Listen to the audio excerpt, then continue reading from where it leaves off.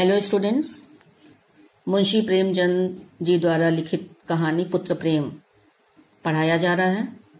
अभी तक तुम लोगों ने पढ़ा बाबू चैतन्य दास जो अर्थशास्त्री थे। वे अपने धन का खर्च बहुत सोच समझकर करते थे। जहां पर उन्हें कोई लाभ नहीं मिलता था वहां वह अपने धन को खर्च नहीं करते थे। उनके दो पुत्र थे, प्रभुदास, शिवदास। दोनों पुत्र होनहार थे, चतुर थे। बाबू चैतन्य दास अपने बड़े पुत्र को इंग्लैंड भेजकर बैरिस्टर बनाना चाहते थे, क्योंकि अपने बड़े पुत्र के प्रति उनकी विशेष अभिलाषाएं थीं। दुर्भाग्यवश उनके बेटे को, बड़े बेटे प्रभुदास को तपेदिक बीमारी हो जाती है जो लाइलाज थी, और इस बीमारी से प्रभुदास की दशा दिनों दिन छीड़ होती जा रही है। ठीक है, अब आगे उसी क्रम में बढ़ेंगे।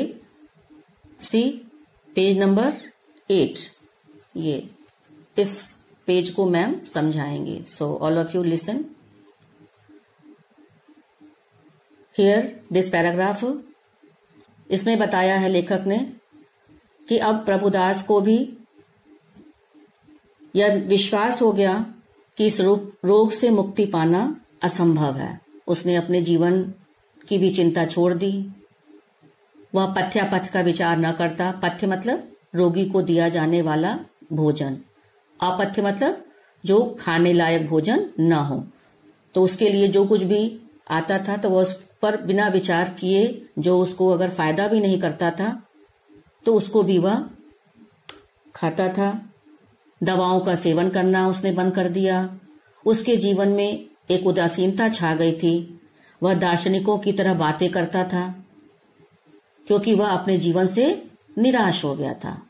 और इधर बाबू चैतन्य दास, वह भी सशंकित रहते थे, क्योंकि उन्हें लगता था कि उन्हें जब उनके बेटे की बीमारी का परिणाम उन्हें मालूम है कि वह ठीक नहीं हो सकता है, और अगर ठीक भी होगा तो मानसिक परिश्रम नहीं कर पाएगा, तो ऐसे जगह धन का अपव्यय करने से कोई लाभ नहीं, यह सोचते थे। परंतु वह अपने पुत्र प्रेम और कुछ लोक लाज के भय से धैर्य के साथ उसकी दवा करने लगे। ठीक है, वह नहीं चाहते थे, लेकिन कुछ उनका पुत्र प्रेम था और कुछ लोक लाज के भय की वजह से वह उसकी दवा करते जा रहे, जबकि उनको मालूम था कि दवा करने से कोई फायदा नहीं है। ठीक है, जाड़े का मौसम आ गया।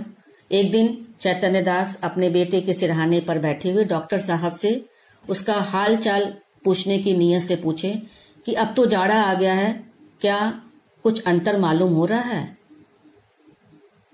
डॉक्टर ने कहा, नहीं, यह रोग तो और भी अधिक असाध्य होता जा रहा है। डॉक्टर की इस बात को सुनकर चैतन्य दास नाराज हो गए। उन्होंने कहा कि आप लोगों ने तो अभी तक इसका मतलब मुझे भ्रम में डाला था कि वह जाड़े में अच्छा हो जाएगा।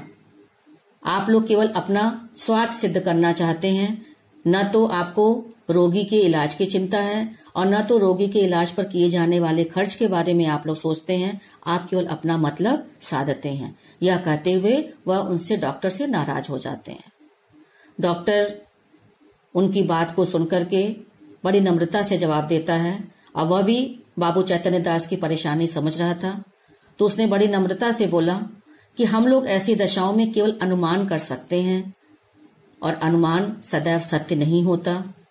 हाँ, आपको परेशानी अवश्य हुई, लेकिन मेरी इच्छा आपको भ्रम में डालने की नहीं थी। ठीक है, शिवदास भी बड़े दिन छुट्टियों में आया हुआ है। उसने अपने पिता के कठोर स्वर को सुना तो उसने डॉक्टर साहब से अपने पिता की तरफ से क्षमा मांगा। शिवदास कमरे में जब आया तो चैतन्य दास नहीं चाहते थे कि उनका बेटा, छोटा बेटा प्रभुदास के नजदीक आए, क्योंकि अब उनकी सारी अभिलाषाएं शिवदास की तरफ थी। वो नहीं चाहते थे कि उनके बेटे शिवदास को भी प्रभुदास की तरह कुछ बीमारी हो जाए। Now page number 9, this page इसमें बताया गया कि शिवदास भी अपने भाई प्रभुदास की बीमारी से चिंतित है और डॉक्टर साहब से वह पूछना चाहता है कि उसके लिए अब क्या करना चाहिए। डॉक्टर साहब ने परामर्श दिया कि अब केवल एक ही रास्ता है कि उन्हें इटली के किसी सैनिटोरियम में भेज देना चाहिए। उसमें जो खर्च आएगा ज्यादा से ज्यादा 3,000 लगेगा, साल भर रहना होगा। परंतु यह एक भयंकर रोग है, इस बात की गारंटी नहीं है कि वह पूरी तरह स्वस्थ होकर लौटेंगे। आगे उन्होंने डॉक्टर ने यह भी कहा कि ईश्वर की इच्छा आपको यह तस्कीन हो जाएगी कि इनके लिए मैं जो कुछ कर सकता था कर दिया। तस्कीन अर्थात तसल्ली।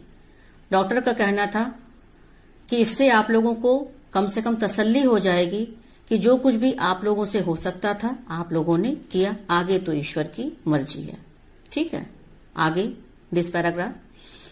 आधी रात तक प्रभुदास को इटली भेजने के प्रस्ताव पर बहस होती रही और सभी के अपने अलग अलग मत थे।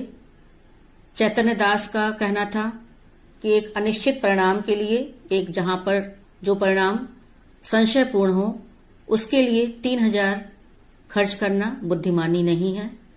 शिवदास भी अपने पिता से सहमत था, परंतु माता तपेश्वरी, उसको यह बात अच्छी नहीं लग रही थी, क्योंकि मां के हृदय में ममत्व होता है। वह अपने संतान के प्रति बहुत ज्यादा चिंतित रहती है, इसलिए वह बड़ी दृढ़ता के साथ उन दोनों की बातों का विरोध करने लगी और उसने जो तर्क दिए शिवदास को वह बात समझ में आई, इसलिए शिवदास भी अपने माता के पक्ष में हो गया। परंतु चैतन्य दास राजी नहीं हो रहा था। तपेश्वरी ने बहुत प्रयास किया, धन की नश्वरता के बारे में बताया और अंत में वह दुखी होकर रोने लगी।